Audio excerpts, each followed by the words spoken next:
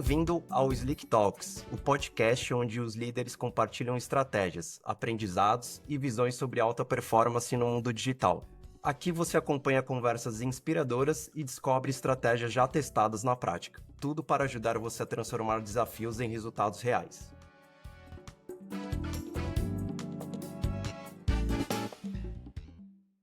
Olá, meu nome é Roberto, sou host do podcast Slick Talks e hoje estamos com a Dani Emerick. Dani, super obrigado aí pela presença no Slick Talks. Tenho certeza aí que você vai compartilhar os diversos conteúdos relevantes com a nossa audiência. Oi, Roberto, obrigada pelo convite. Bem feliz de estar aqui hoje falar um pouquinho sobre growth. Show! Falando um pouquinho aqui da Dani, né, a Daniele Emerick. A Daniele é coordenadora de Growth Internacional na Oli e possui uma trajetória marcada por atuação em ambientes de alto crescimento e foco em estratégias orientadas por dados. Com formação analítica em física, ela se destaca pela capacidade de se desenvolver planos acionáveis, liderar times multifuncionais e implementar processos escaláveis com impacto direto em performance e expansão. Antes da Oli, passou por empresas como McKinsey e startups de rápido crescimento, onde aprimorou suas habilidades em gestão de equipe, comunicação estratégica e inovação orientada por dados. A Oli é uma marca brasileira de proteção solar fundada por Tarsila Mendonça, com foco em simplificar o uso e a escolha do protetor solar. É uma marca nativa digital, vegana e livre de crueldade animal. Seu primeiro produto foi o protetor solar com cor em bastão, que reúne proteção solar, skincare e maquiagem em um único item. Desde então, a marca expandiu seu portfólio para incluir creme de mão com FPS, iluminador corporal e hidratante diário com proteção solar, sempre com foco em praticidade e inovação. Uau! Dani, estava vendo aqui um pouquinho, né, das suas passagens profissionais, e aí eu fiquei, e aí já para a nossa primeira pergunta, né? Como é que vocês estruturam uma operação de growth lean e eficiente na Oli, né, mantendo alta performance com simplicidade e agilidade? Legal, Roberto. Eh, Falando da Oli, ela tem uma proposta, enquanto marca, tem uma proposta que é muito simples e poderosa, né, que é descomplicar a proteção solar. E aí isso é muito emblemático no produto principal que a gente tem, que é o bastão solar com cor, que você mencionou. Eh, e aí uma coisa que eu acho muito legal é que a Oli consegue levar esse princípio da simplicidade também para a operação que a gente tem em growth. Então a empresa entrega uma alta performance combinando uma operação lean, no sentido de não complicar demais o que não precisa. Então a Oli sempre se fez as perguntas relevantes para trazer o resultado, entendendo o momento de negócio que ela estava vivendo. Então a Oli está no mercado brasileiro desde 2021, né, uma empresa brasileira, e todo o time sempre foi muito focado nisso, em entregar o resultado no curto prazo, também pensando na sustentabilidade, mas deixando isso do jeito mais simples. E aí eles sempre uniram um time de pessoas muito talentosas, sempre valorizaram muito parceria estratégica. E aí eu acho que a lição que ela deixa, né, para empresas que também estão aí se consolidando, que não é sobre fazer mais, é sobre fazer melhor, com menos complexidade possível. Show, é um pouquinho ali de sempre buscar a eficiência, né? E aí você comentando ali do time, né? O que que significa na prática ter um time verdadeiramente analítico em growth e como isso impacta as decisões de negócio? Perfeito, eu já atuei em muitos times, mesmo não sendo especificamente da função de growth, mas acho que o que tinha em comum em todos eles era esse perfil analítico. Uhum. E E eu acho que existe uma expectativa de quando a gente fala perfil analítico, a gente está falando daquela pessoa que faz análise de dados, que vai puxar base, que vai entender e vai ser aquele estereótipo que a gente imagina. Mas acho que analítico, na verdade, é muito mais do jeito de olhar o todo de uma forma estruturada. Então, até para as empresas, para as lideranças, talvez antes de investir em estrutura complexa de dados, é muito mais essencial, muito mais relevante ter um time, de performance que pensa analiticamente no dia a dia. Então, mais do que um time que se perde ali em análise infinita, que faz 50.000, análises diferentes para destrinchar os números, que às vezes podem ser irrelevantes, né, é um time que tem foco em resolver problema, enxergar a causa raiz das coisas, entender também como os fatores do negócio e como o operacional do dia se conectam. Então é um time que tem esse feeling, tá atento para esse tipo de coisa.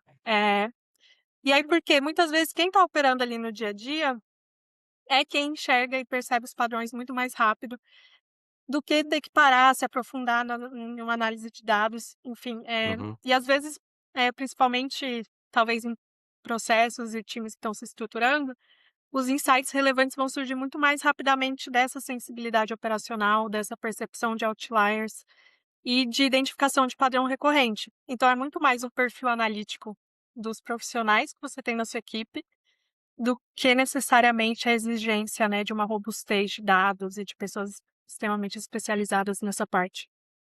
Legal, show. Obviamente ali os dados sempre apoiam nas decisões, né, mas é o que você comentou um pouquinho, né, às vezes é um perfil analítico que tem aquela sensibilidade, né, da pessoa ter algum insight relevante de algum problema, alguma resolução que poderia estar acontecendo, né, e a gente sempre e aí falando um pouquinho do seu background, né, que você já participou aí de diversos times e montou, né, diversos times, e o foco principal de montar um time são pessoas, né. Hum. E aí fala um pouquinho aqui para os nossos ouvintes, quais estratégias aí têm funcionado melhor, né, para desenvolver esses talentos internamente e formar os times de alta performance nesses ambientes digitais? Sim. Então, até olhando isso, a minha trajetória foi muito focada nisso de construir times muito do zero. Acho que olha um pouco diferente, porque cheguei aqui já com muitos talentos. Uhum, Mas uma coisa que eu vejo que é valiosa para qualquer profissional, para qualquer equipe, é entender que como você desenvolve os talentos internamente, né. Então você vai ver, o mercado de growth de tecnologia é muito competitivo, é muito caro, e nem sempre a gente consegue começar já com time sênior, então muitas vezes construir times ali começando bem júnior mesmo. Eh, mas ter esse foco no desenvolvimento interno de talentos, e fazer isso de um jeito intencional, então realmente a liderança que pensa como vai desenvolver essa pessoa que está chegando na equipe e como vai manter esse conhecimento, retido ali total. dentro da equipe e replicável também para que as próximas pessoas consigam absorver isso. Eh, e aí uma coisa que eu acho muito legal é pensar diferente, por exemplo, a função que se tem quando você fala numa vaga de estágio. Eh, Já vi muitos lugares, muitas equipes que tratam o estágio como, algo pontual, acessório ali da equipe. Eu acho que é super central, porque, por exemplo, quando você tem estagiários muito talentosos, eles podem te ajudar a destravar a inovação dentro da sua equipe e Sem elevar dúvida. o nível de qualidade.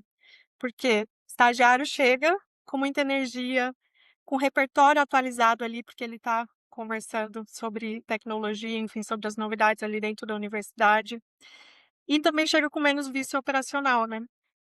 Então acho que tem uma experiência muito boa, que quando você consegue criar um mix que gera agilidade, inovação e uma cultura de aprendizado contínuo, juntando, por exemplo, especialistas ali que sejam muito eficientes, que sejam autônomos, que te ajudem a sustentar a operação e colocar ao lado deles estagiários que sejam muito inquietos, que provoquem, que testem, que aprendam muito rápido. E aí isso eu acho que gera um ecossistema de crescimento e de desenvolvimento interno de talentos que tem se comprovado até agora na minha carreira muito relevante. Que legal, que bacana. Eu sempre eu falo ali, né, as empresas que não sabem reter os talentos, né, elas estão perdendo dinheiro, né, porque às vezes você prepara a pessoa, mas aí não valoriza ela ou talvez, deixa a desejar em algumas partes de desenvolvimento, e aí tudo que você construiu com ela, né, pode ser uma pessoa super talentosa, ela vai ali dar um próximo passo em outro lugar. Então, às vezes você prepara uma pessoa para um outro lugar eh, que enfim, e aí também tem esse ponto que você comentou, né, às vezes ao momento de algumas empresas, né, principalmente startups, a gente não consegue ter já começar com um time com uma senioridade muito alta, né, então nós temos que trazer, né, uma mão de obra um pouquinho, vamos dizer, mais barata, né, e aí desenvolvê-la aí ao longo do tempo, né, então isso depende muito do estágio das empresas, né, mas eu acho muito legal aí você ter um nível de senioridade e conseguir, né, transmitir esses conhecimentos para o pessoal mais novo, né. Antes de seguirmos com o nosso convidado, quero te convidar a conhecer a Slickflow, a plataforma que transforma as conversas em conversões. Acesse slickflow.io para saber mais.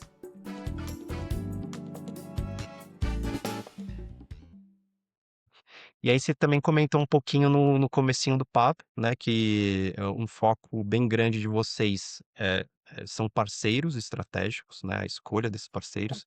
E eu queria saber de você, né, como é que hoje vocês estão escolhendo, né, esses parceiros, como é que vocês se relacionam, para assim, realmente impulsionar os resultados juntos com o time de growth? Perfeito. Eu gosto muito de pensar o trabalho, enfim, as equipes como um ambiente muito colaborativo, né. Então, tanto ali dentro do time, as pessoas serem colaborativas umas com as outras, compartilharem os desafios que elas têm, a gente discutir isso junto, construir a solução juntos também, quanto entre as equipes, então quanto que a gente ganha quando consegue criar esse ambiente de colaboração com o time de growth e outras áreas técnicas ou de negócio ali também. E eu tenho muito essa visão para fora também, Uhum, porque nenhuma empresa, nenhuma companhia está isolada, né, a gente está sempre também fazendo parte de um ecossistema.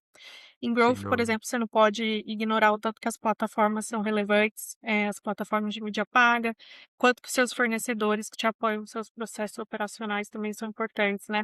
Eh, e aí eu levo muito a sério a negociação das ferramentas que a gente vai utilizar, enfim, a prospecção. E sempre faço muita questão de estar próximo, assim, mesmo que outra pessoa do time toque isso, gosto de sempre estar próximo nesse começo, nessa escolha. Uhum, Porque acredito que dá pra gente tirar daí muita colaboração, né. Então, em outros lugares também que eu já passei, isso foi extremamente relevante, principalmente quando, por exemplo, você tem um desafio que é muito específico do seu negócio, e você ou então que você ainda não tem expertise dentro da sua equipe para resolver um desafio, que talvez ele já seja muito, eh, bem resolvido no mercado, né. Muitas vezes o seu parceiro estratégico, que é um fornecedor de uma ferramenta, de uma plataforma, enfim, vai te ajudar a trazer isso para dentro do negócio, para dentro da sua equipe, sem você ter que ter necessariamente essa expertise prévia, né. Então esse é um exemplo de sem dúvida. colaboração que você pode ter, conseguir trazer conhecimento que você precisa. E aí eu acho que alguns jeitos que eu penso que são possíveis. Tanto uma parceria de empresas que estão num momento parecido de crescimento, então muitas vezes você tem um desafio no seu negócio que é relevante para uma outra empresa que está propondo uma solução nova para aquele tipo de desafio, então vocês vão ter uma Legal. interação de cocriação muito próxima, né, então já tive experiências assim, em que eu conseguia ter essa abertura, então era quase uma pessoa ali dentro da minha equipe, o jeito que eu lidava com o fornecedor de Uhum, alguma solução. Então, por exemplo, eh, posso citar nisso temas de soluções de inteligência artificial que eu já usei para contato com o consumidor, que eu já usei para suporte, ou então agora para growth na gestão de criativos, nos anúncios. Então, você tem empresas aí no ecossistema que também estão desenvolvendo soluções inovadoras e esse feedback constante entre vocês vai ser relevante. Ou então, empresas que têm um processo de venda mais consultivo, né, então você tem um problema, tá aí buscando no mercado a melhor solução. É muito diferente quando você tem um parceiro que consegue entender a fundo a sua dor, né, ao invés de só chegar com um uhum. pacote pronto e tentar te vender aquele pacote. Eh, ou então também já trabalhei com um terceiro perfil, que é plataformas que já são muito grandes, que esse contato um a um não é uma coisa viável, mas que ao mesmo tempo já consolidaram tão bem um processo de onboarding automatizado, que isso não faz falta. Tipo, eles já aprenderam como a ferramenta deles gera valor no mercado, gera valor para cada caso de uso. Então também, ter esse onboarding, mesmo que não seja um a um, mas que seja muito acionável no resultado, né. é um outro exemplo possível de parceria aí que eu valorizo bastante e que agrega muito no final do mês, né, que a gente consegue ver o resultado na prática. Legal. É, existem diversos tipos de fornecedores, né, com diversos tipos de serviços. Acho que a ideia do parceiro sempre é o que você falou, né, ser colaborativo, então sempre complementar um gap ali, né, de algum possível, problema, alguma demanda que vocês que a empresa está enfrentando, né, e eu acho que o ideal de uma parceria ali é, né, sempre ter alguém o mais próximo possível da sua operação, né, e entender as dores, os problemas e ser obviamente o melhor parceiro possível, né. E aí falando um pouquinho, assim, de gargalos ali, de enfim, na sua área de growth, né, na sua visão. Que hoje tem sido o maior gargalo, né, para escalar os resultados de uma forma sustentável e como é que você tem feito isso para destravar esses gargalos? Boa pergunta.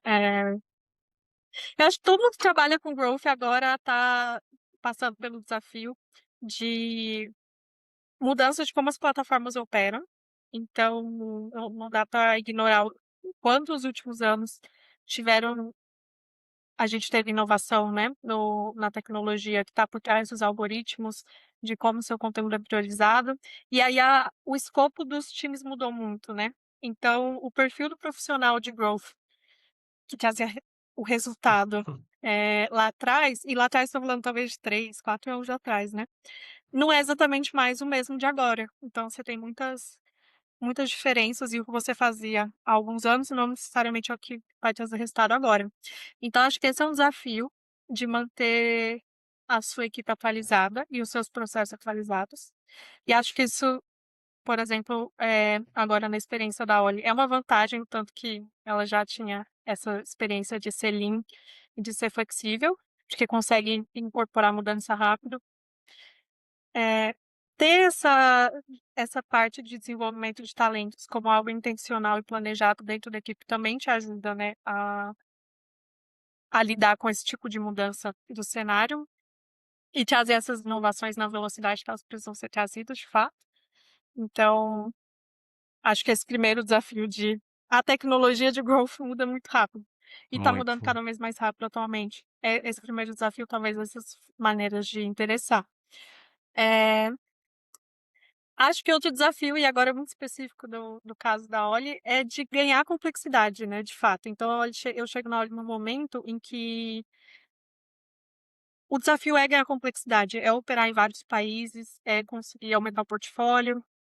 Então, o que a gente fazia de um jeito simples, que ainda deve ser mantido de um jeito simples, e o que é a complexidade que deve ser incorporada pela questão de ter uma base sólida e sustentável e replicável. Mas eu acho que também essa visão de simplicidade ajuda até nisso, né. Não é porque você vai ter que fazer algo que é modular, que é escalável, que é replicável, que isso tem que ser difícil. É melhor que seja uhum, fácil, né. E aí gestão de conhecimento eu acho que é um marco muito importante, assim, para as equipes que estão passando por esse momento. Que, eu cheguei nesse lugar fazendo as coisas desse jeito muito simples, mas a partir daqui eu tenho que incorporar um aumento de complexidade, seja por novas geografias, seja por novos mercados, por, enfim, produtos. E e aí gestão de conhecimento acho que é é um ponto chave. E aí com isso eu quero dizer o quê? Como que seu time documenta aprendizado? Então, time de growth está o tempo todo fazendo teste, seja de mensagem, seja de criativo. Isso é documentado de um jeito que realmente entra no feedback loop. E aí, uhum. se alguém tivesse ideia daqui 5 meses, esse teste vai ser repetido ou vai ser fácil de encontrar que ele foi feito, né, agora? Exatamente. Então esse é um desafio grande, e e aí para times que já estão muito consolidados, esse desafio pode ser ainda maior pelo sentido de dificuldade de mudar o jeito de trabalhar, né. Então, se você tem um time que já era acostumado a cada um fazer o seu Excel, cada um fazer o seu Word e ter o seu arquivo, é muito difícil migrar para uma mentalidade onde as coisas estão centralizadas em uma base de conhecimento conjunta do time, por exemplo. Eh, se tinha um método que era uma comunicação que é difícil você resgatar, por exemplo, e-mail. Se as trocas são feitas majoritariamente por e-mail, quando você traz uma pessoa nova para a equipe, como que ela vai ter aquele contexto, se ela não vai ter acesso àquela thread de e-mails? Então, toda essa gestão do conhecimento, ela entra Legal. também como ponto crucial, né, tanto da ganho de complexidade quanto daquilo que eu falei de atualização do time. Show. Hoje eu vejo ali que, assim, todos os profissionais, né, imagino de growth, né, com a vinda da IA, tem que estar se atualizando, assim, diariamente, o perfil se muda. O papel do gestor é exatamente isso, né, tipo, deixar o time um pouquinho, atualizável, né, atualizar o time sobre as novas tendências, os testes que já foram realizados, né. E hoje a gente tem ferramentas, né, corporativas que a gente consegue fazer essa gestão de base de conhecimento, né. Hoje vocês utilizam alguma coisa na Oli? Como é que vocês fazem vocês fazem um teste, como é que vocês hoje estão colocando isso na base de conhecimento da Oli? Esse eu acho que é um dos pontos que estão sendo desenvolvidos mais profundamente nos últimos meses, principalmente falando Uhum, em growth, né.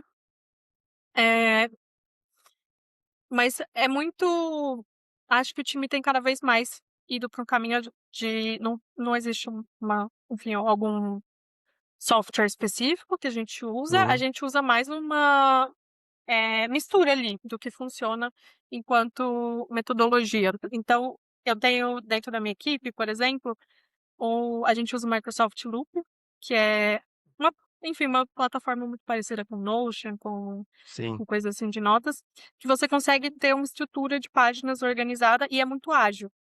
legal. Então, se de repente, eu preciso anotar alguma coisa, documentar um projeto, posso criar uma página sem pensar muito onde ela vai estar organizada e fazer essa organização depois, ele é super flexível nesse sentido. Eh e aí tem uma cultura também de ainda tem um pouco essa questão de, cada um faz ali o seu Excel, sua apresentação, mas a centralização desses arquivos, desses links importantes, está dentro desse diretório central, Legal. que nesse caso é o Ruby. Então, e aí o que que é conhecimento replicável? Então, por exemplo, você tem os SOPs, eles têm que estar documentados dentro desse diretório central. E aí eu acho que é uma coisa legal também ter a mentalidade da equipe de ir criando o que ainda não está feito, né. Então, eh, tem um processo que o time faz porque eles sabem fazer. Vai lançar uma Uhum. campanha e tem que fazer isso, isso, isso no site. A próxima vez que for fazer, vamos fazer uma checklist disso? E garantir então que agora esse conhecimento ele é documentado e replicável? Porque é algo rápido, enquanto a pessoa está fazendo, ela conseguir documentar mas gerar esse conhecimento. Então acho que essa mistura dessas 2 coisas. Não tentar colocar no caso lá da Oli, né, a gente não tentou colocar nada que seja extremamente disruptivo, que teria uma curva de Às vezes aprendizado não muito precisa também, desgastante. né.